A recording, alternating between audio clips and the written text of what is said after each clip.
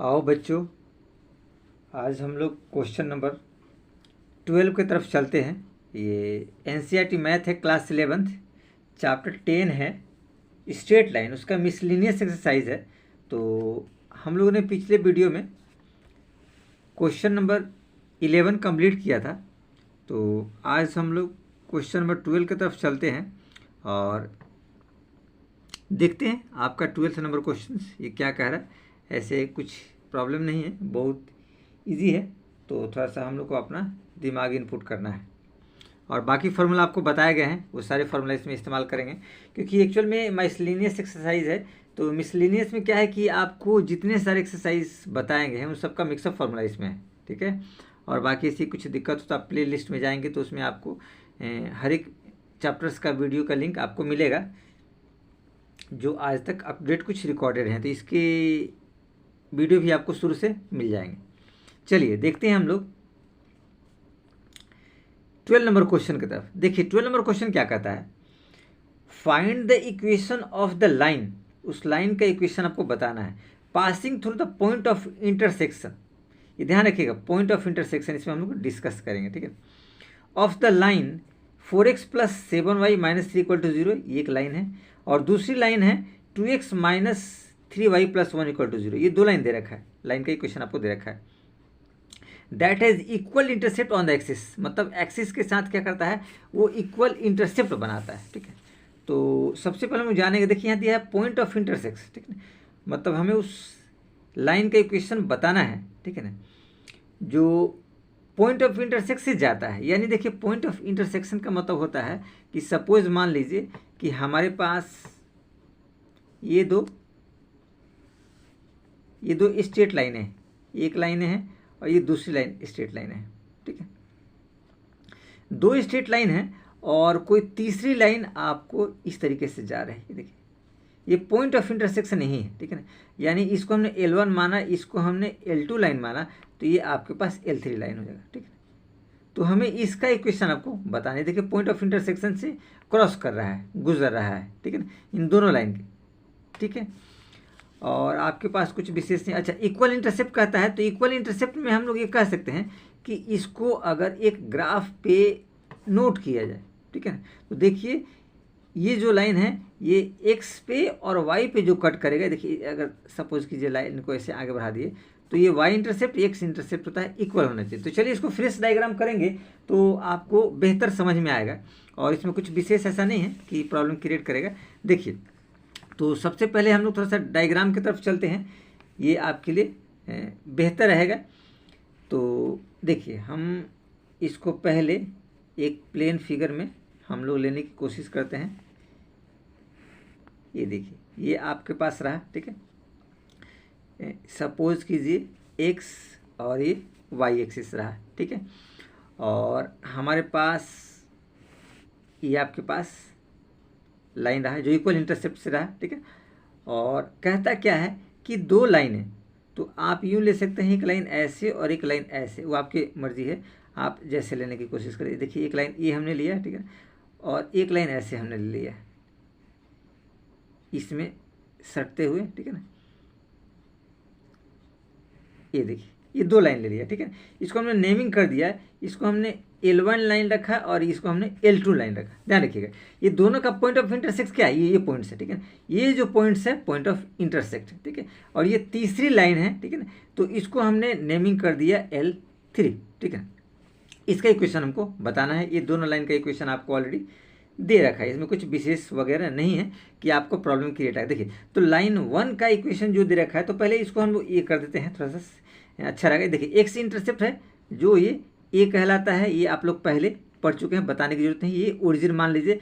और ये आपका बी है, लेकिन बी भी जो है ना ए के बराबर है। बी क्या है, वाई इंटरसेप्ट, ठीक है। तो ये दोनों बराबर है क्योंकि बोल रखा है, ठीक है। तो बी को भी एज इट इज हम लोग ए ही लेंगे, यानी इसको भी ए ले लीजिए और इसको भी ए, क्योंकि दोनों बराबर है, ठीक है। तो ये हमने तो डायग्राम आपको बना दिया, ठीक है। अब चलते हैं हम लोग इसके थोड़ा सा सॉल्यूशन की तरफ। तो पहले इन चीज़ों को थोड़ा सावधानी से लिख लेंगे तो आपको बेहतर रहेगा समझने के लिए, ठीक है। तो देखिए इन सब चीज़ों को थोड़ा अपने हम तरीके से लिखते हैं जो आपको सवाल में दे रखे। देखिए हम लोग लिख सकते हैं इसको, let line L3 passing through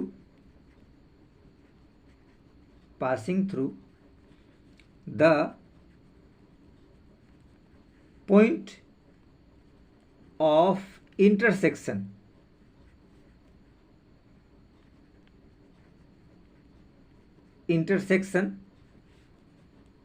of the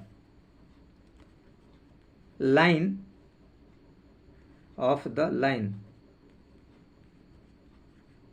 ये लाइन है, ध्यान रखिएगा, of the line L1 and L2। ये देखिए, ये L3 लाइन है, वाला लाइन है, ये देखिए L1 और L2, इसका पॉइंट ऑफ इंटरसेक्शन ये रहा है, वहाँ से क्रॉस कर रहा है, ध्यान से देखिएगा, ठीक है।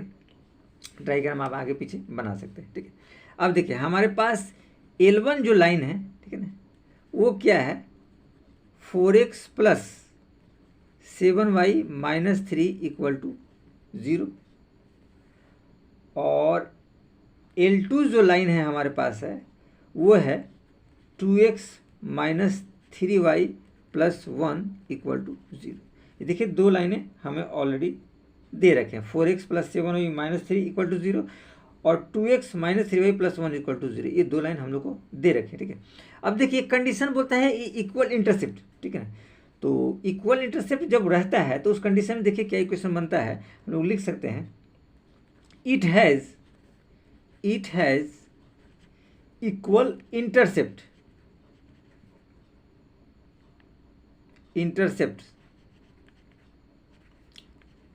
On the axes. इंटरसेप्ट क्या होता है, एक्सेस के साथ जो बनाता है, एक्स इंटरसेप्ट वाई इंटरसेप्ट, ठीक है ना। एक्स को ए कहते हैं, वाई को बी कहते हैं, तो बी भी ए के बराबर है, ध्यान रखिएगा, बी भी ए के बराबर, यानी कि दोनों ए हम ले सकते हैं, ठीक है। तो इक्वल इंटरसेप्ट एक्सेस के साथ बना रहा है ये, और ये आपका हो गया, ठीक है। तो इसका इक्वेशन जो होता है वो इस फॉर्मेट में होता है, जब इक्वल इंटरसेप्ट होता है तो x upon a plus y upon b equal to 1, ये इक्वेशन एक्चुअल में होता है। लेकिन चूंकि क्या है, ए और बी दोनों सेम है, तो एज इट इज दोनों को ए ले सकते हैं या दोनों को बी ले सकते हैं।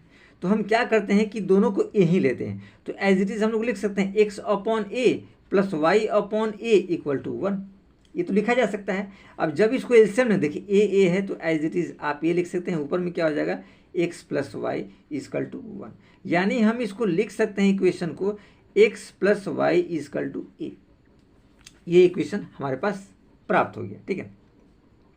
यानी इक्वेशन ऑफ लाइन इस तरीके से हम लोग लिख सकते हैं, इसको हम लोग लिख सकते हैं कि equation of line L3 is x plus y is equal to A, ये लिखा जा सकता है, ठीक है ना, उस लाइन का इक्वेशन, ठीक है, जो उन्होंने निकाला।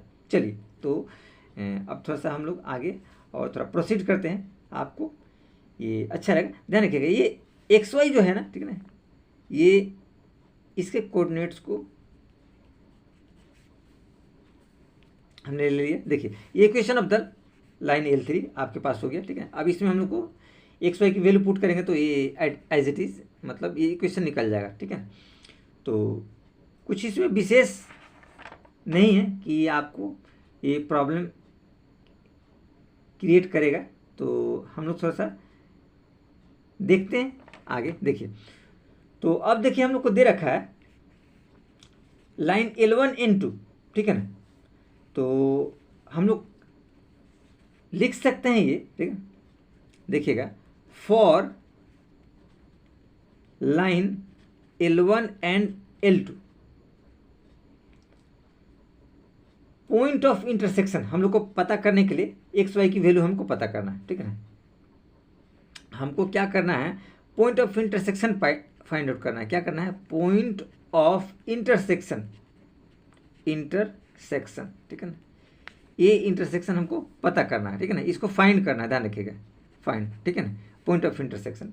तो उसके लिए क्या होगा कि अगर हम इन दोनों इक्वेशन को सॉल्व करें, ये देखिए दो इक्वेशन जो दे रखा है, ये वाला है, इसको सॉल्व कर लेंगे तो आसानी से हम लोग कर सकते हैं, ठीक है।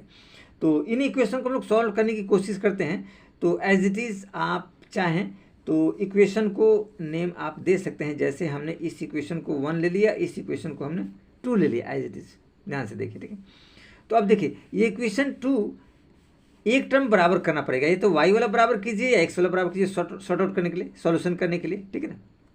तो हम लोग क्या करते हैं कि एक टर्म को एलिमिनेट करते हैं, यानी x वाले टर्म को। तो देखिए 4 है तो इसमें 4 आना चाहिए, यानी इसको 2 से मल्टीप्लाई करेंगे।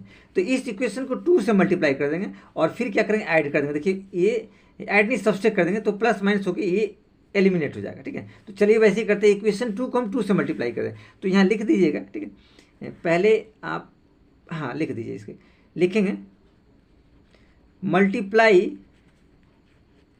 Equation 2 by 2 and subtract from equation 1। और इक्वेशन 1 से हम क्या करेंगे, सब्सट्रैक्ट कर देंगे, ठीक है ना। अब देखिए इक्वेशन 2 हमारे पास इक्वेशन 2 रहा, ठीक है। तो पहले इक्वेशन 1 को आप लिखिए, हमको सब्सट्रैक्ट करना है। तो 4x 7y माइनस 3, यहाँ देखिए हम लोग लिख सकते हैं 4x 7y minus 3 equal to 0, ठीक है। ये देखिए 2 वाला इक्वेशन है, इसको 2 से मल्टीप्लाई करें तो 2 दूनी 4, 2 तीन 6, 4x माइनस 6y। तो यहाँ लिख सकते हैं 4x माइनस 6y माइनस 2 दूनी 4, 2 तीन 6 और 2 एक कम 2, और आपके पास आएगा प्लस 2 इक्वल टू 0। 0 मल्टीप्लाई करेंगे किसी संख्या से 0। ये देखिए माइनस प्लस माइनस, ध्यान रखिएगा। ये देखिए माइनस प्लस है, ये क्रॉस कर जाएगा, ये रिजल्ट हमारे पास आएगा। तो ये रिजल्ट कितना है, 6 7 13, ये भी प्लस में है तो 13y। यहाँ देखिए 3 2 5 माइनस में है तो -5 इक्वल टू 0। यानी कि हम लोग लिख सकते हैं 13y इक्वल टू 5, माइनस है तो इधर प्लस में आ जाएगा। तो y आपके पास क्या निकला, y इक्वल टू हम लोग लिख सकते हैं 5/30, ठीक है ना। ये तो y का सॉर्ट आउट हो गया कि हमको एक वैल्यू प्राप्त हो गया। अब y की वैल्यू किसी में आप रखिए, पहले या दूसरे में, तो आपको पता चल जाएगा आपकी x की वैल्यू, ठीक है ना। तो ये देखिए वैसे ही, ये देखिए 2 इक्वेशन है, तो ओरिजिनल इक्वेशन यहाँ देखिए इक्वेशन नंबर 2 है, इसमें पुट करेंगे, ठीक है। तो हम लोग चलते हैं फ्रॉम इक्वेशन 2 से, ठीक है। तो एज इट इज आप यहाँ लिख सकते हैं, देखिए सावधानी से थोड़ा सा देखिए, यहाँ लिखेंगे फ्रॉम इक्वेशन 2, ठीक है ना, वी गेट, ठीक है ना। इस y का वैल्यू हम इक्वेशन 2 में रखते हैं। तो इक्वेशन 2 जो हमारे पास है वो है 2x minus 3y plus 1 equal to 0। ये देखिए ये इक्वेशन 2 रहा है, ठीक है ना। इसी में हम लोग मान भरते हैं 2x minus 3y plus 1 equal to 0, ये इक्वेशन है ये 2 वाला।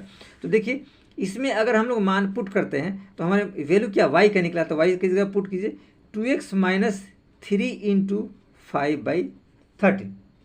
ये देखिए कितनी आसानी से हमारे पास रिजल्ट आ गया, ठीक है। और आप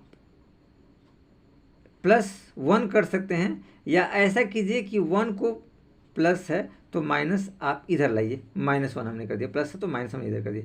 ये देखिए क्या रिजल्ट आएगा 2x, ये देखिए 5 3 15, यानी 15/13 इक्वल टू -1।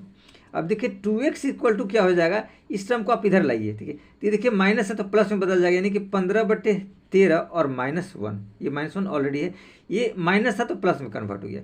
तो इसको हम लोग एज इट इज लिख सकते हैं। देखिए 13 का एलसीएम तो आपको 13 हो गया, तो 1/1 लिख सकते हैं, 13 कम 13 तो ये हो जाएगा 15, और 1 को 13 में भाग करें 13, 13 एकम 13 तो -13।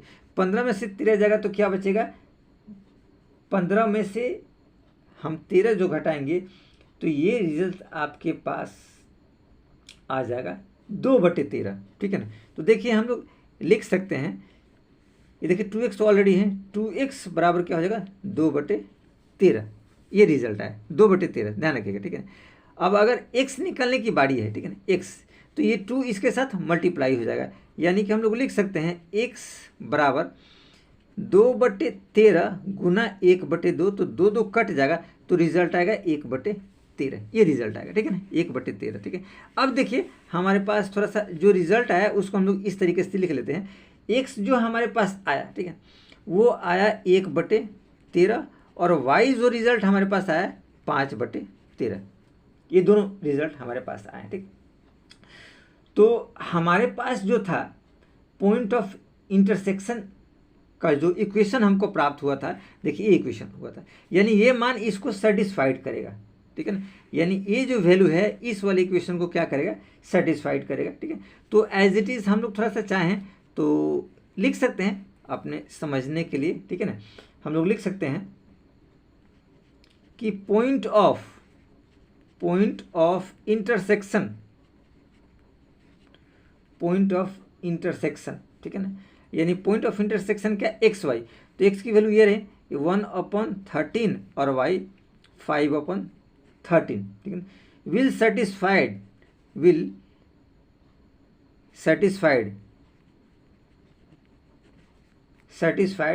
लाइन L3, यहाँ लिख सकते हैं सेटिस्फाइड लाइन L3 लिखा जा सकता है, ठीक है ना। ये जो मान है लाइन L3 को सेटिस्फाइड करेगा, और लाइन L3 क्या है आप समझ सकते हैं, लाइन L3 ये है x + y = a, ठीक। तो एज इट इज इसी को आप यहाँ लिख दीजिए x + y = a, तो x की वैल्यू 1/13 और y की वैल्यू आपके पास 5/13 = a, ये रिजल्ट आया है, ठीक है। अब इस हिसाब से आप देख सकते हैं, इसको जब आप पुट करेंगे तो 13 तो 13 और 1 + 5, ये रिजल्ट हमारे पास आया, ठीक है। तो रिजल्ट क्या आएगा आप देख सकते हैं, 5/1 क्या हो जाएगा 6/13 और = a, ये रिजल्ट आपके पास आया, ठीक है। यानी जब हम इसमें मान भर दिए तो a का रिजल्ट ये आपके पास आया, ठीक है ना, और यहाँ a का रिजल्ट ये आया, ठीक है। तो एज इट इज हम लोग लिख सकते हैं कि x + y, ठीक है ना, x + y जो होगा 1 के बराबर, तो ये क्या निकला, ये 6/13, ठीक है। तो इसको जब हम क्रॉस मल्टीप्लाई करेंगे, इधर देखिए क्रॉस मल्टीप्लाई करेंगे, ठीक है, तो ये इसके तरफ क्या हो जाएगा, मल्टीप्लाई होगा, तो ये हो जाएगा 13x + 13y = 6। यही हमारे क्या है, रिक्वायर्ड इक्वेशन हो गया, यही हमारा रिक्वायर्ड इक्वेशन हमको प्राप्त हो गया, जो बहुत आसानी से हम लोगों ने 12 नंबर क्वेश्चन को कर लिया। इसमें कुछ विशेष ऐसा नहीं था कि आपको ये प्रॉब्लम करेगा या पेचीदा होगा, ठीक है। तो आगे हम लोग चलते हैं नेक्स्ट 13 नंबर क्वेश्चन की तरफ और देखते हैं कि ये 13 नंबर क्वेश्चन क्या कर रहा है। तो देखिए 13 नंबर क्वेश्चन हम लोग चलते हैं, देखते हैं। देखिए 13 नंबर भी बहुत आसान है, कुछ विशेष इसमें ऐसा नहीं है। 12 तक हम लोगों ने कंप्लीट किया था। 13 नंबर क्वेश्चन में देखिए आपको दिखाया जा रहा है 13 नंबर क्वेश्चन क्या कह रहा है।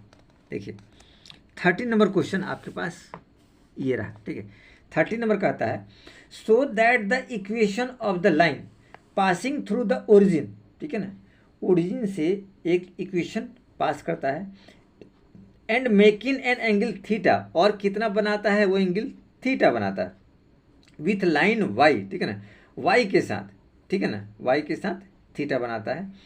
mx + c, y = mx + c, एक ये लाइन है, is y/x = m ± tan theta और अपन 1 - +m tan थीटा, ये आपको कंडीशंस दिया हुआ, ठीक है।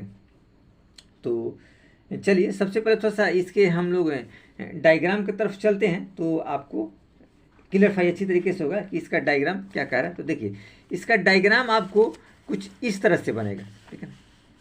इसका डायग्राम की हम लोग बात करते हैं तो इसका डायग्राम हम लोग ऐसे कर सकते हैं। देखिए आंसर नंबर क्या है, ये 13 नंबर है, ध्यान रखिएगा, ठीक है।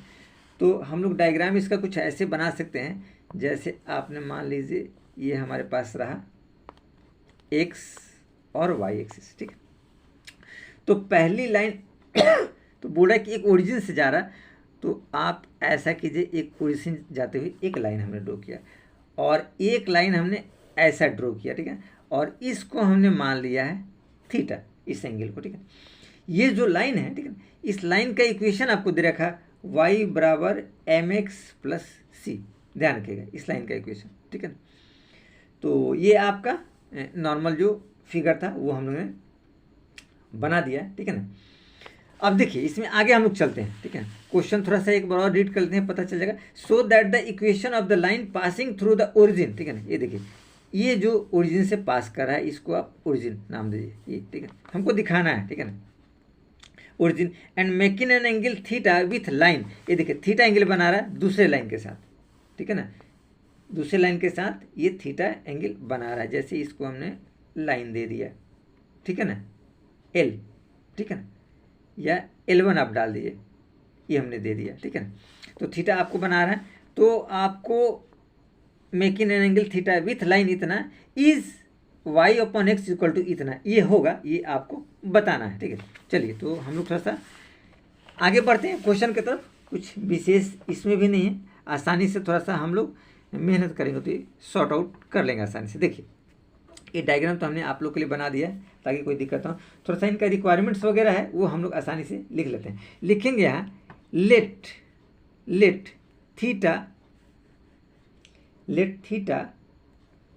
B an acute angle between b oblique डब्ल्यू है तो बिटवीन इसको पढ़ेंगे, between line L and L, ये वाला जो लाइन रहा, ठीक है ना, एल एंड वाई बराबर एम एक्स प्लस, ये देखिए एम एक्स प्लस सी, ये वाला लाइन की बात कर रहे हैं, ये वाला लाइन, ठीक है ना।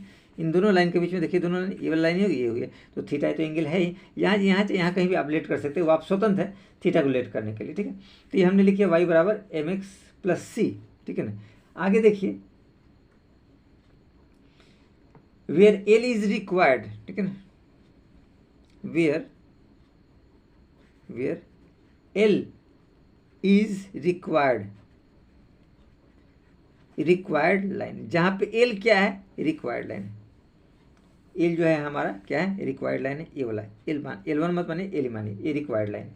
ठीक है, अब देखिए जो थीटा है तो हम लोग टेन थीटा का फॉर्मूला जानते हैं। टेन थीटा बराबर क्या होता है, m1 माइनस m2 और upon 1 plus m1 into m2, और इसमें मोड लगा लीजिए, m1 m2 क्रमशः स्लोप है दोनों लाइन के। तो एज इट इज़ यहाँ हम लोग देख सकते हैं इसका स्लोप, इस लाइन थोड़ा सा आगे बढ़ाइए, ठीक है ना, इसका स्लोप की बात करते हैं तो इसका स्लोप जो है वो हम लोग लेते हैं m, और इनका स्लोप, इस लाइन का तो स्लोप लिए, इस लाइन का स्लोप की अगर हम लोग बात करते हैं तो इसका स्लोप हम लोग लेते हैं, स्लोप m1 हमने लिया, इसका स्लोप m1, इसका स्लोप m हमने एज इट इज ले लिया। ठीक है, अब देखिए ये तो हमने लेट कर लिया। ठीक है, अब इसमें हम लोग चलते हैं इस टेन थीटा वाले में। देखिए हम लोगों ने क्या अभी लिखा था, टेन थीटा, ये फॉर्मूला जो लिखा था m1, ठीक है ना, तो m1 तो आपका m रहेगा, ये देखिए m2 क्या है, m है, ध्यान रखिएगा। ये जो स्लोप आया है ये m2 की जगह आया है, ध्यान रखिएगा। ठीक है ना, ये दूसरी लाइन के लिए मैं बताता हूँ। ठीक है, एक लाइन तो ये रहा और ये रहा दूसरी लाइन। ठीक है, तो m2 की जगह हम लोग m पुट कर देंगे, तो देखिए हम यहाँ लिख सकते हैं m1 minus m upon 1 plus m1 into m, और आप मोड लगा दीजिए। हमने क्या किया कि m2 की जगह m फिलअप कर दिया, और कुछ नहीं है, ये रिजल्ट आपके पास है। देखिए जब ये मोड हटेगा, ठीक है ना, तो क्या हो जाएगा, ये प्लस माइनस में आ जाएगा, क्योंकि इसमें जो संख्या है या कुछ भी ऐसा वैल्यू है रहेगा तो प्लस रहेगा तो भी प्लस रहेगा, माइनस रहेगा तो भी प्लस है, यानी कि दोनों में हम इसको सेटिस्फाइड करेंगे। तो यहाँ हम लोग लिख सकते हैं plus minus tan theta equal to आपके पास m1 माइनस m और 1 प्लस m1 इंटू m, ये रिजल्ट है। अब यहाँ देखिए दो वैल्यू को वेरी करता है, एक प्लस और एक माइनस। ठीक है, तो अलग अलग केस में लेंगे। ठीक है, तो उसी तरीके से हम लोग करते हैं यहाँ पे फर्स्ट केस। देखिए फर्स्ट केस में हम लोग क्या लेते हैं, पॉजिटिव वैल्यू को लेते हैं, पॉजिटिव को। देखिए पॉजिटिव वैल्यू में क्या आ जाएगा, टेन थीटा इक्वल टू हमारे पास आएगा m1 minus m upon 1 plus m1 into m, ये रिजल्ट आया हमारे पास। और यहाँ सेकंड केस भी यहाँ ले लीजिए, आपके लिए बेहतर रहेगा। सेकंड केस थोड़ा सा हम लोग लिख लेते हैं, फिर बाद में सॉर्ट आउट करेंगे। सेकंड केस क्या है, टेन थीटा में प्लस दिया तो अब माइनस लेंगे, तो यहाँ लिखेंगे minus tan theta equal to m1 minus m upon 1 plus m1 into m। ये हमने दोनों केस ले लिए, एक प्लस और एक माइनस का केस ले लिया। अब थोड़ा सा इसको सॉर्ट आउट करके देखते हैं तो क्या रिजल्ट आता है। बहुत ईजी है, कुछ विशेष ऐसा नहीं। तो इन दोनों को पहले मल्टीप्लाई कीजिए, क्रॉस मल्टीप्लाई इसके नीचे 1 कर सकते हैं, तो क्रॉस मल्टीप्लाई करेंगे तो ये रिजल्ट है, टेन थीटा को 1 से करेंगे 1 और m1 m टेन थीटा, ये हो जाएगा। तो वैसे ही आप लिख लीजिए, इसको जब मल्टीप्लाई करेंगे क्या लिखेंगे, tan theta plus tan theta m1 m, ये रिजल्ट है। और ये आपके पास बचेगा, क्या बचेगा, m1 माइनस m, ये। ठीक है, अब देखिए थोड़ा सा कुछ ऐसा मिलता जुलता टर्म है तो उसको हम लोग एक इकट्ठा कर सकते हैं। एम को आप इधर लाइए तो हम लोग लिख सकते हैं टेन थीटा, पहले से ये माइनस में था तो प्लस एम हो जाएगा ये, ठीक है। और यहाँ देखिए M1 है इस वाले टर्म के, इसमें M1 है, इसको आप इधर लाइए तो ये हो जाएगा minus tan theta M1 into m, ये रिजल्ट आएगा आपके पास, ठीक है ना। ये रिजल्ट आपके पास आसानी से है, ठीक है। अब देखिए इसमें M1 को हम लोग कॉमन निकाल सकते हैं एज इट इज, कुछ विशेष आपके पास नहीं है कि आपको दिक्कत आएगा। इसको हम लोग लिख सकते हैं M प्लस टेन थीटा, थोड़ा आगे पीछे कर दिया, कुछ दिक्कत नहीं, मतलब एम को हमने पहले लिख दिया, थीटा को बाद में लिख दिया। यहाँ देखिए हम क्या कर सकते हैं, M1 कॉमन निकालेंगे तो ये रिजल्ट आएगा 1 माइनस, देखिए M1 दोनों में से कॉमन निकाला तो क्या बचेगा M टेन थीटा, एम को पहले कर दिए M टेन थीटा, क्योंकि M1 बाहर कॉमन निकल गया। अब M1 को जब निकालेंगे तो ये पार्ट इसके नीचे चला जाएगा, नहीं लिख सकते हैं M1 is equal to M plus tan theta और अपॉन में 1 माइनस M टेन थीटा, ठीक है ना। ये रिजल्ट हमारे पास आया, ठीक है, जो M1 की वैल्यू को दर्शाता है, ठीक है ना। M1 की वैल्यू को आसानी से ये दर्शाता है, ठीक है। अब हम लोग आगे इसमें बढ़ने की कोशिश करते हैं। ये तो हमने फर्स्ट केस लिया था, तो सेकंड केस वाला में लेते हैं जब ये माइनस रहता है तो एज इट इज़ थोड़ा सा आप लाइन यहाँ ड्रॉ कर दीजिए कि आपको परेशानी ना हो, शॉर्ट आउट आ जाए। इसको देखिए मल्टीप्लाई हम लोग करेंगे, ठीक है। तो जब इसको मल्टीप्लाई करेंगे तो ये दोनों टर्म माइनस है, और इसको करेंगे तो इसके नीचे 1 कीजिए, इसको मल्टीप्लाई करेंगे तो एज इट इज़ वैसे ही आ जाएगा। तो देखिए इसको जब हम लोग मल्टीप्लाई एज इट इज़ हम लोग करते हैं तो फिर देखिए क्या रिजल्ट आता है। इसको जब मल्टीप्लाई करते ये वाला टर्म आ जाएगा, 1 को इससे करते ये वाला आएगा, तो यहाँ लिख सकते हैं M1 minus M is equal to, इसको जब मल्टीप्लाई करेंगे तो माइनस टेन थीटा और minus tan theta M1 into m, ये रिजल्ट आएगा, ठीक है। अब देखिए M1 और यहाँ M1 है तो इसे हम को इधर लाने की कोशिश करते हैं तो देखिए क्या आएगा M1 और प्लस, ये देखिए माइनस है तो प्लस होगा, यानी ये क्या रिजल्ट आएगा tan theta into M1 into m, और यहाँ देखिए M माइनस में तो इधर आएगा तो प्लस में हो जाएगा, यानी लिख सकते हैं M, ये देखिए माइनस था तो प्लस बदल गया, ये माइनस टेन थीटा तो minus tan theta as it is हम लोग लिख सकते हैं, ठीक है। इन दोनों में से देखिए M और M कॉमन है तो आप M1 कॉमन निकालिए तो क्या बचेगा 1, M1 पूरा निकलेगा तो इस टर्म में कुछ नहीं है तो इसलिए 1 लिखेंगे, और M1 निकलेगा तो M tan theta plus M ten theta, और ये रिजल्ट आएगा M माइनस टेन थीटा, ये रिजल्ट आया M माइनस टेन थीटा। अब चूंकि हमको M निकालना है तो ये मल्टीप्लाई में तो डिवाइड में आ जाएगा, तो M1 बराबर लिख सकते हैं, ये वाला पहले लिखिए M माइनस टेन थीटा जो ऊपर में दे रखा है अपॉन, ये देखिए ये वाला पार्ट इसके नीचे आ जाएगा कि 1 प्लस M टेन थीटा, ठीक है ना। ये रिजल्ट हमारे पास है, तो देखिए तो इस वाले केस में M1 ये निकला और इस वाले केस में M1 ये निकला, ठीक है ना। अब क्या है कि अब जो लाइन है वो पासिंग कहाँ से कर रहा है, ओरिजिन से पास कर रहा है, ठीक है ना। ये देखिए लाइन क्या है, ओरिजिन से पास कर रहा है, ठीक है।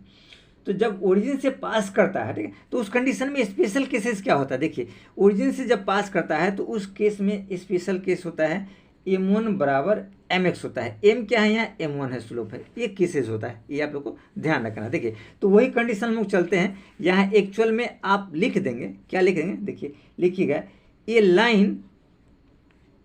Line passing through the origin, ठीक है।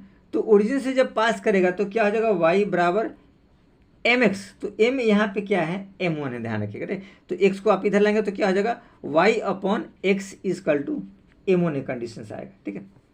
अब जब ये कंडीशंस आएगा तो M1 में देखिए ये कंडीशंस आपको फुलफिल हुआ, ये दो कंडीशंस आपके पास हैं, तो एज इट इज़ हम यहाँ पे इसको लिख सकते हैं, देखिएगा, ठीक है ना। इसको एज इट इज़ हम लोग लिख सकते हैं, क्या लिख सकते हैं, ये y बाई एक्स है, ठीक है ना। तो हम यहाँ पे लिख सकते हैं y upon x equal to, देखिए इस वाले पार्ट को, ठीक है ना, क्या है m प्लस है, यहाँ माइनस है, तो हम लोग लिख सकते हैं m plus minus tan theta, क्योंकि एक बार प्लस है और एक बार देखिए माइनस है, ठीक है ना।